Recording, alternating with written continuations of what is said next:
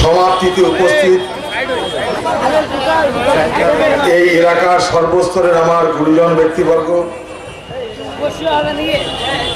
আমাদের ঘরের মা, বোন, বৌদি, ভাবি, বুবু, আপা, বন্ধু, সহকর্মী সকলকে আন্তরিক অভিনন্দন এবং কৃতজ্ঞতা জানাই। আজ আমাদের এই মিছিলে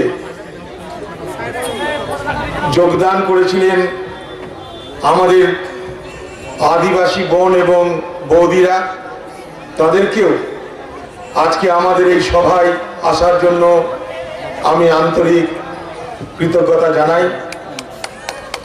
এই এলাকার মানুষ, আপনারা কখনো আমাদের ফিরিয়ে দেননি। যে নির্বাচনই হোক, এই এলাকার মানুষ সবসময় আমাদের সমর্থন করেছে। আপনাদের দয়া দুয়া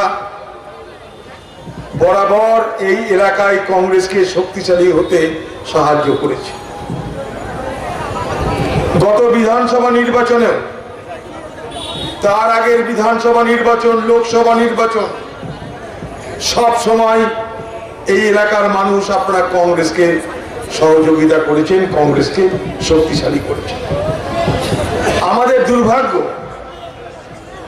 যে আপনাদের দুয়া নিয়ে, দয়া নিয়ে কংগ্রেসের টিকিটে জেতার পর তাদের মনে হলো যে কংগ্রেস করে আর লাভ নেই, এখন দিদির দল করতে হবে। দিদির দলের অনেক সুবিধা। দিদির দল করলে বিড়ি খাওয়া ছেড়ে সিগারেট খাওয়া ধরা যায়।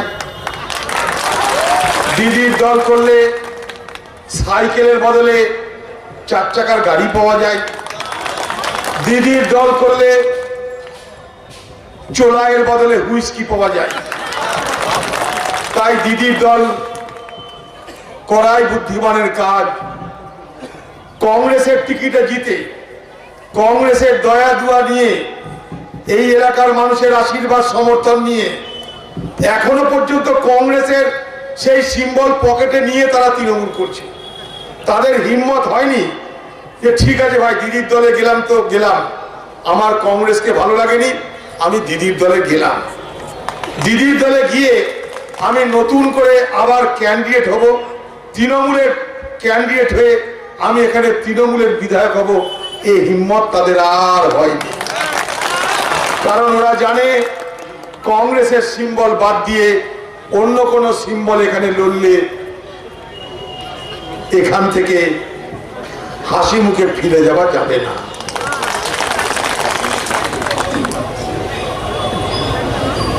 আমরা জিজ্ঞেস করেছিলাম আমাদের লোক দিয়ে যে ভাই, তুমি যে তৃণমূলে গেলে কি পাওয়া গেল? বলছে আরে বলেন না, ঢুকতেই 50 লাখ। তারপরে নাকি খেপে খেপে আরো দিবে। কিভাবে দিবে? ঘর যেগুলো হবে সেই ঘরের কোটা দিবে। আপনি যাকে খুশি ঘর বন্টন করবেন, সেখান থেকে ভাগ নিয়ে খাবেন। বিধবা ভাতা, বার্ধক্য ভাতা, তার ভাগ নিয়ে খাবেন। এরকম সব কোটা করা আছে। তো তৃণমূল দল করতে গিয়ে আজ বাংলার মানুষ দেখছে তাদের, যাদেরকে ভোট দিলেন আপনারা, তারা আপনাদের ভোট নিয়ে হাটের বকরির মতন নিজেদেরকে বেচে দিল তৃণমূল দলের কাছে, শুধু নিজের স্বার্থ সিদ্ধি। আমি শুধু দুটো ঘটনা বলবো। আজকের বাংলার তৃণমূল কোথায়? হালের ঘটনা একদম। গঙ্গারামপুর, উত্তর দিনাজপুর জেলার একটা ব্লক। গতকাল পঞ্চায়েতের বখরা নিয়ে গোলাগুলিতে তৃণমূলের একটা নেতার মৃত্যু, আর তৃণমূলের পঞ্চায়েত সমিতির চেয়ারম্যানের মৃত্যু। কারণ কি? পঞ্চায়েতের ভাগ নিয়ে মারামারি।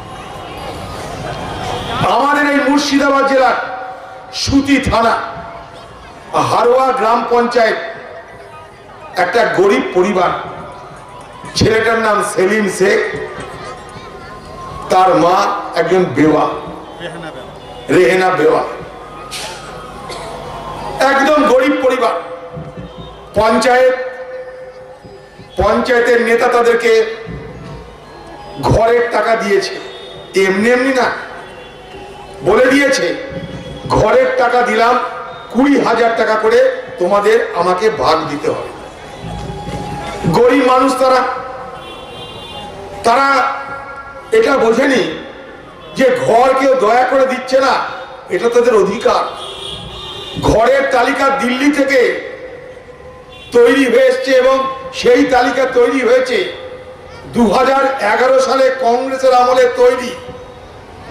যে জনগণনা, সেই জনগণনার ভিত্তিতে দিল্লির সেই দপ্তরে, পঞ্চায়েত দপ্তরে কংগ্রেসের আমলে সেই তালিকা তৈরি হয়েছে, যেখান থেকে খ্যাপে খ্যাপে খ্যাপে খ্যাপে গরিব মানুষ ঘরের টাকা পাবে।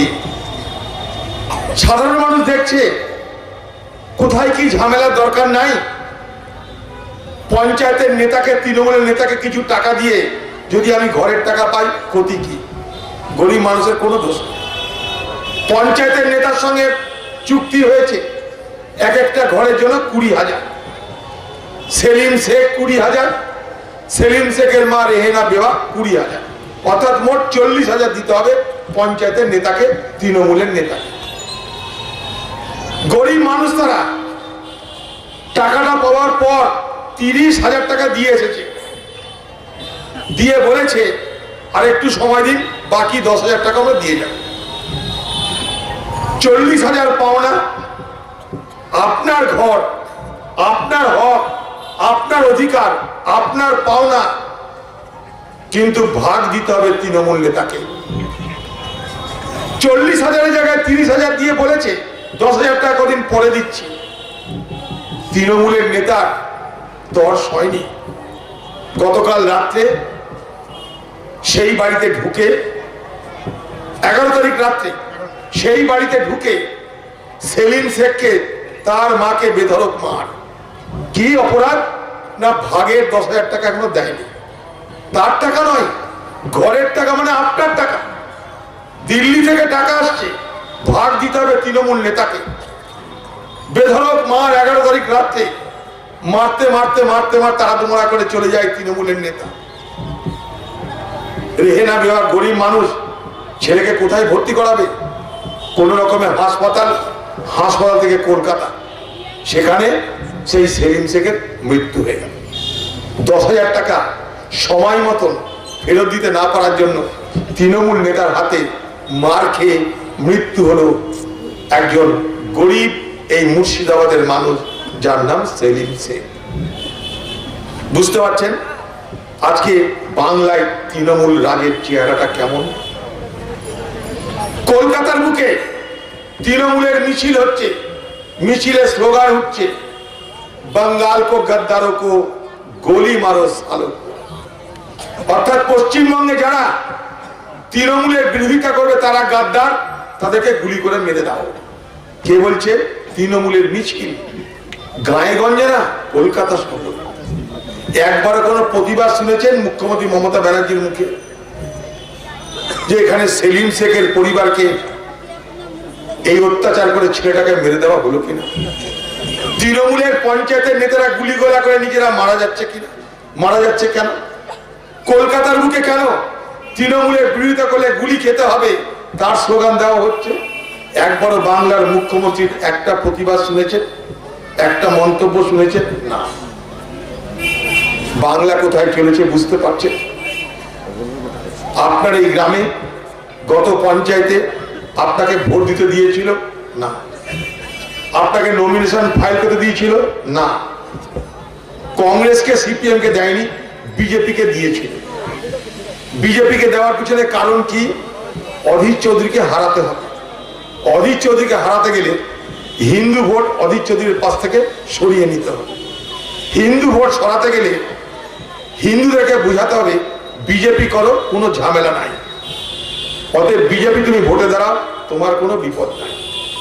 কারণ অধীর চৌধুরীকে হিন্দুরা ভোট দেয়, যদি বিজেপিতে ঠেলে দেওয়া যায় তাহলে অধীর চৌধুরীর বিপদ বাড়বে। উল্টো দিকে মুসলমান, তাদেরকে বলে দাও অধীর চৌধুরী বিজেপি হয়ে গেছে, তাকে ভোট দিয়ে লাভ নাই। হিন্দুও গেল, মুসলমানও গেল, অধীর চৌধুরী মাঠে মারা পড়ল। এটাই ছিল পরিকল্পনা, কিন্তু কাজে তা হয়নি, কাজে তা হয়নি। এখন উল্টে আমরা কি দেখছি, যারা বলেছিল যে অধীর চৌধুরী বিজেপিতে চলে গেল, এখন তারাই বিজেপির ঝোলায় নিজেদেরকে ভরে দিল। বড় অদ্ভুত বিচিত্র রাজনীতি চলছে বাংলায়।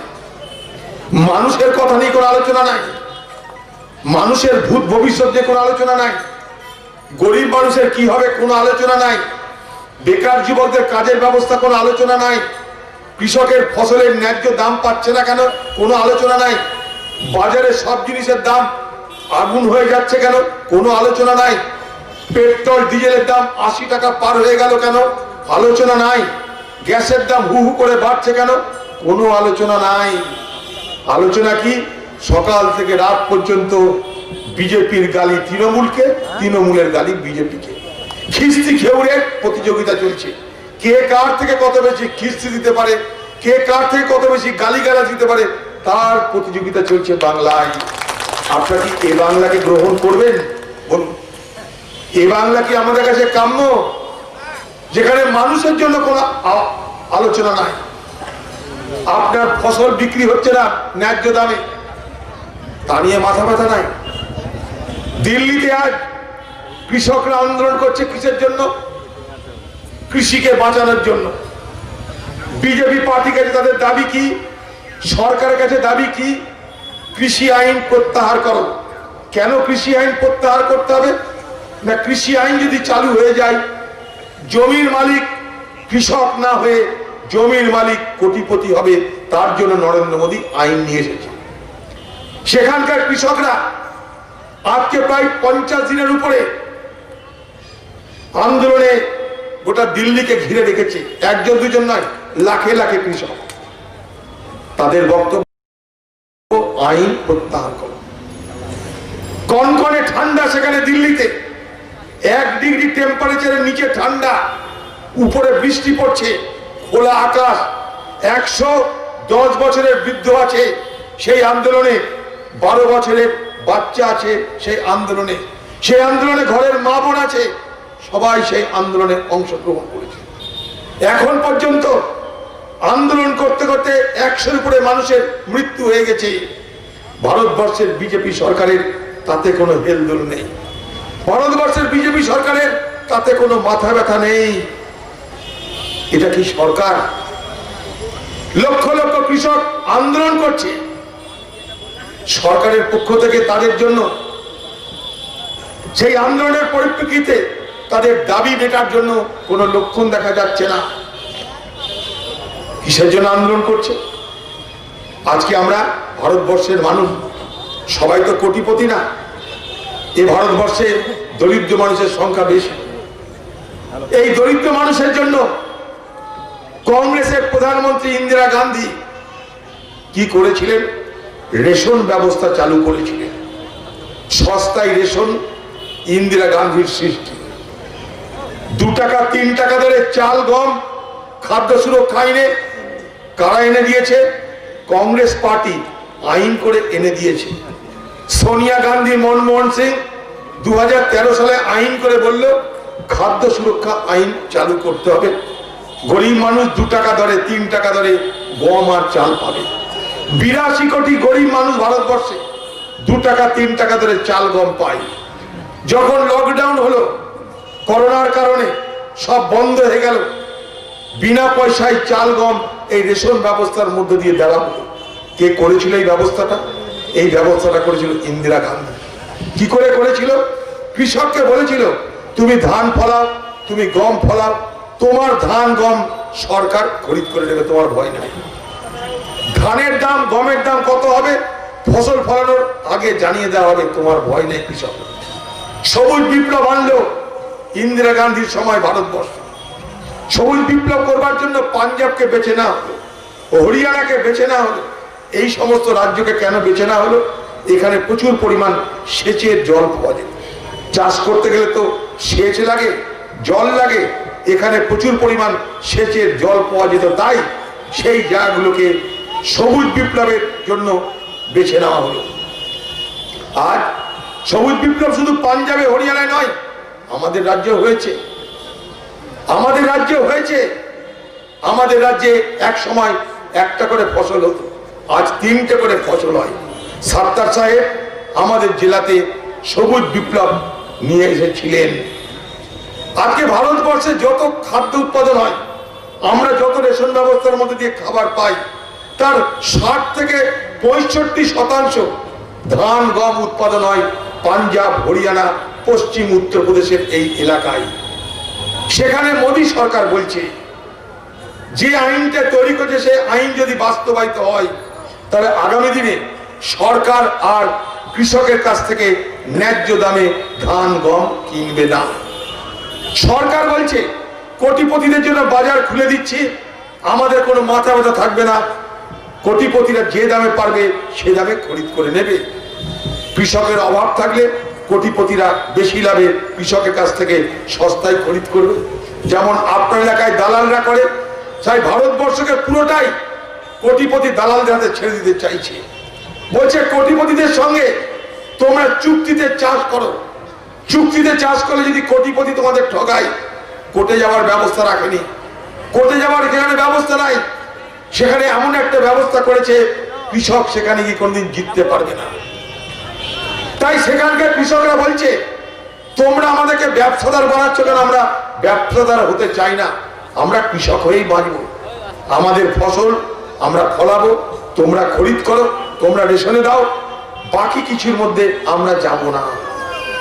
আজকে ভারতবর্ষে 23টা ফসলের উপরে ন্যূনতম দাম ঠিক করে দেওয়া হয় প্রতি বছর। এবছরে ধানের দর কত হয়েছে জানেন?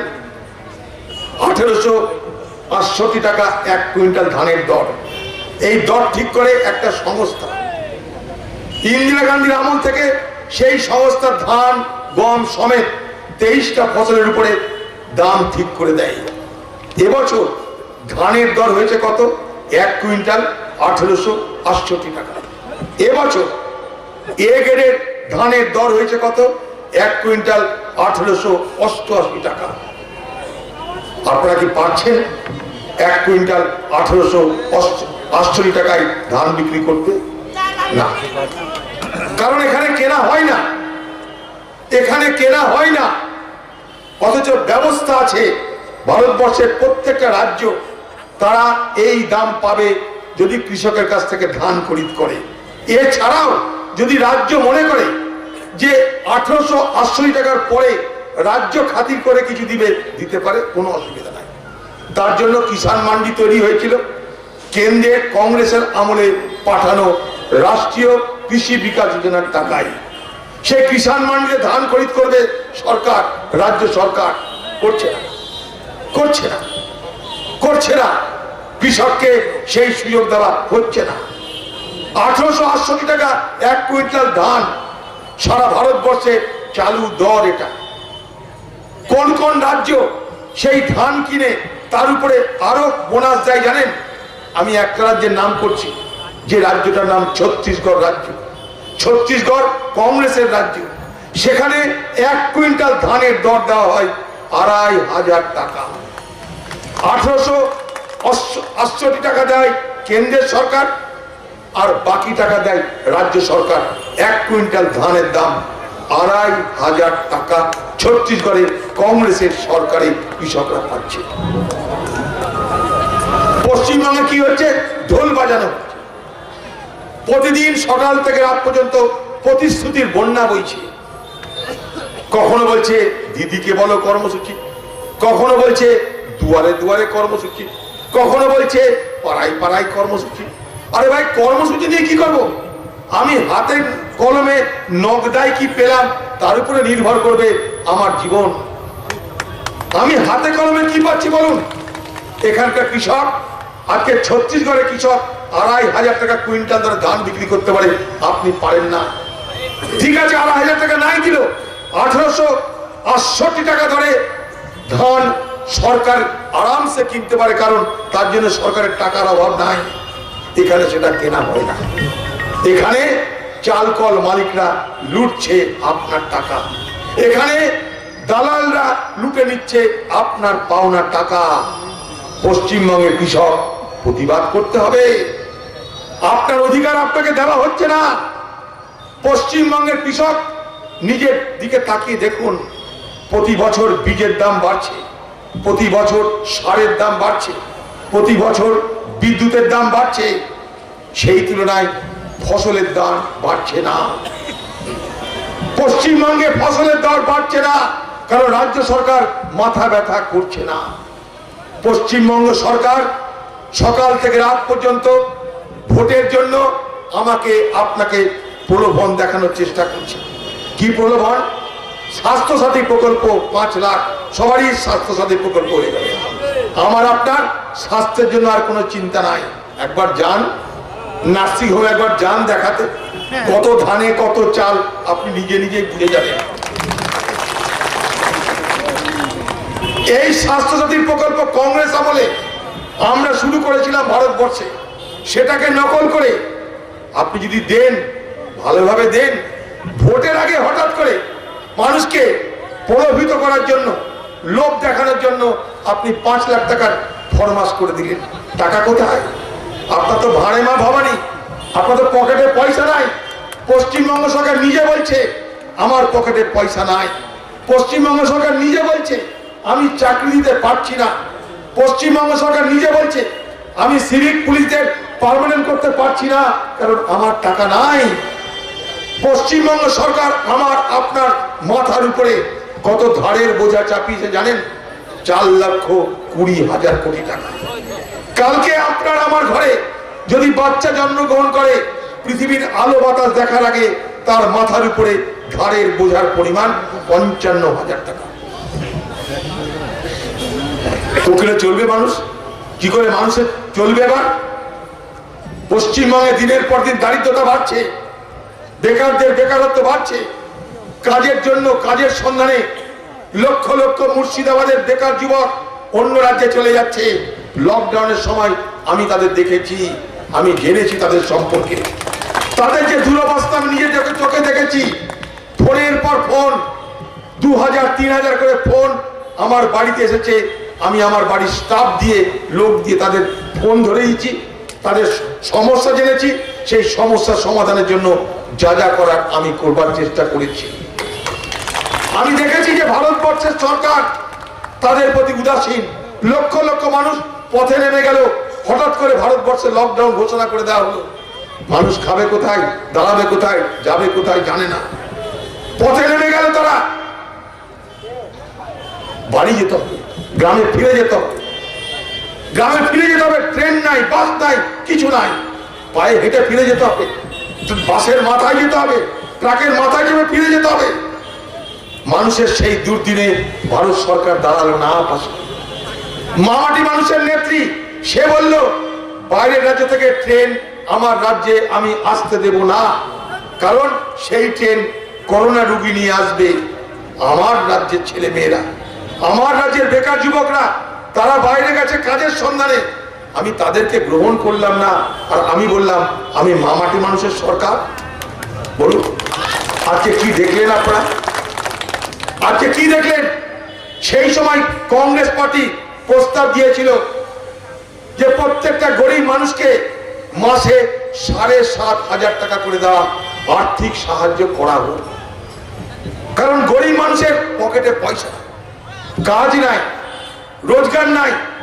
গরিব মানুষের পকেটে 7,500 টাকা মাসিক দেওয়ার ব্যবস্থা করেনি এই সরকার। কংগ্রেসের পার্টির বক্তব্য ছিল একটাই, যে ভারতবর্ষের যারা খুব গরিব মানুষ, সেই রকম গরিব মানুষদেরকে প্রত্যেক মাসে আমরা যদি নিশ্চিত একটা টাকা দিতে পারি, আর্থিক সহযোগিতা করতে পারি, যাকে বলা হয় ইউনিভার্সাল বেসিক ইনকাম, অর্থাৎ মোটামুটি তাদের একটা রোজগারের জন্য আমরা ডাইরেক্ট ক্যাশ দিতে পারি, ভারতবর্ষের দারিদ্রতা থাকবে না। আমরা ক্ষমতায় আসতে পারলাম না, তাই বলে এটা নয় যে এই প্রকল্প আমরা ভুলে গেলাম। আপনাদের জানিয়ে রাখি ভারতবর্ষের ছত্তিশগড় নামক রাজ্য আছে, যে রাজ্যে সেখানকার সরকার গরিব মানুষদেরকে, গরিব কৃষকদেরকে প্রতি মাসে 5,700 টাকার আর্থিক সহযোগিতা প্রত্যেক মাসে করে চলেছে। যদি পশ্চিমবঙ্গে আমরা ক্ষমতায় আসতে পারি, নিশ্চিত জানবেন এ বাংলায় আমরা এই প্রকল্প, যে প্রকল্পের নাম ন্যায় প্রকল্প, এই প্রকল্পের নাম হচ্ছে ন্যায় প্রকল্প।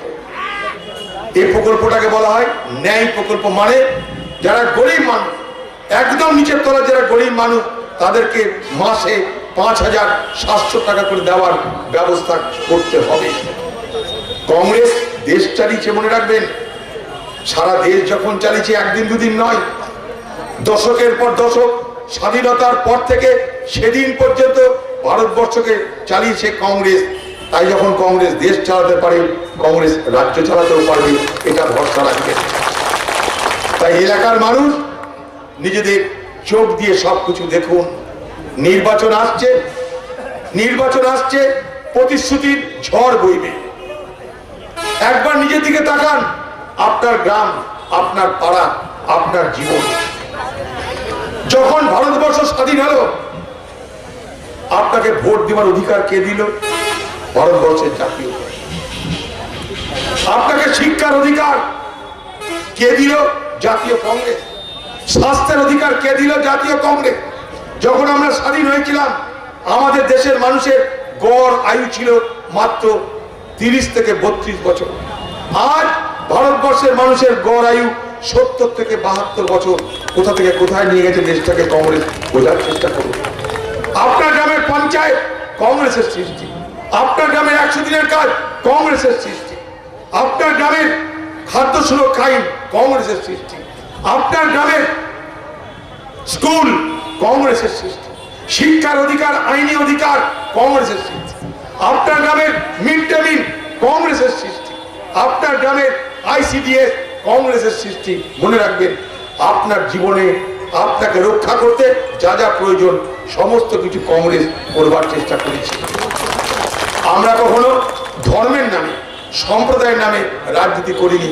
আমরা মনে করেছি এদেশ সকলের দেশ, এদেশ হিন্দুর দেশ, এদেশ মুসলমানের দেশ, এদেশ শিখ, খ্রিস্টান, আদিবাসী, অনুসূচিত জাতি, উপজাতি, শিডিউল কাস্ট সকলের দেশ। আজকে ভারতবর্ষকে ধর্মের নামে বিভাজিত করার চেষ্টা হচ্ছে। বাংলার মানুষ এই বিভাজনের রাজনীতিতে দয়া করে আপনারা প্রভাবিত হবেন না। এ দেশকে বড় করেছে সবাই মিলে। এ দেশ আমি আপনি সবাই মিলে গড়েছি। আমি আজকে খবরের কাগজের ছবি দেখাতে পারি আপনাদেরকে। আপনাদের অনেকে ক্রিকেট খেলা দেখেন, যুবক ছেলে আছেন এখানটায়। আজকের আনন্দবাজারের প্রথম পাতায় দেখবেন একটা ছবি, যেখানে অস্ট্রেলিয়াকে হারাচ্ছে ভারতবর্ষের ক্রিকেট প্লেয়াররা। এই প্রথম এত বড় জয় ভারতবর্ষের ক্রিকেটাররা বিদেশ থেকে ছিনিয়ে নিয়ে এসেছে। সেই খেলায় খেলেছে কে? ঋষভ পন্থ বলে একটা ছেলে, 89 রান করেছে, আউট হয়নি। আনন্দে তারা একে অপরের ঘাড়ে ঝাঁপিয়ে পড়ছে। দুটো ছেলের ছবি সেই পেপারের প্রথম পাতায়, একজন ঋষভ পন্থ, আর তার ঘাড়ে উঠে আনন্দ করছে একজন, তার নাম বোলার সিরাজ। আমরা কি এ ভারতবর্ষকে দেখতে ভালো লাগবে না আমাদের? এ ভারতবর্ষ দেখতে কি আমাদের অসুবিধা আছে? এ দেশ কি শুধু হিন্দুরা তৈরি করেছে? না, এ দেশ হিন্দু মুসলমান সবাই মিলে তৈরি করেছে।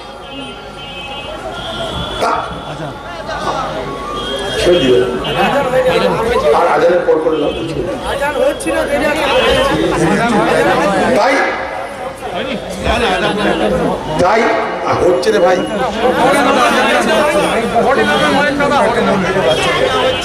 আচ্ছা, তাই এই এলাকার মানুষ মনে রাখতে হবে, এ দেশ আমরা সকলে মিলে গড়েছি। ভারতবর্ষ ইতিহাসটা দেখুন একবার।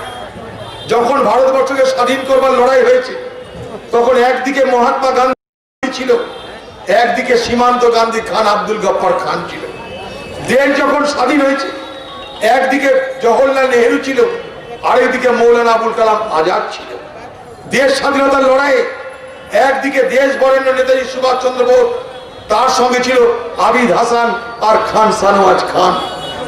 আমরা তো এই ভারতবর্ষকে বাঁচিয়ে রাখতে চাই, যে ভারতবর্ষ সকলের ভারতবর্ষ হবে, যে ভারতবর্ষের সকলের সমান অধিকার থাকবে।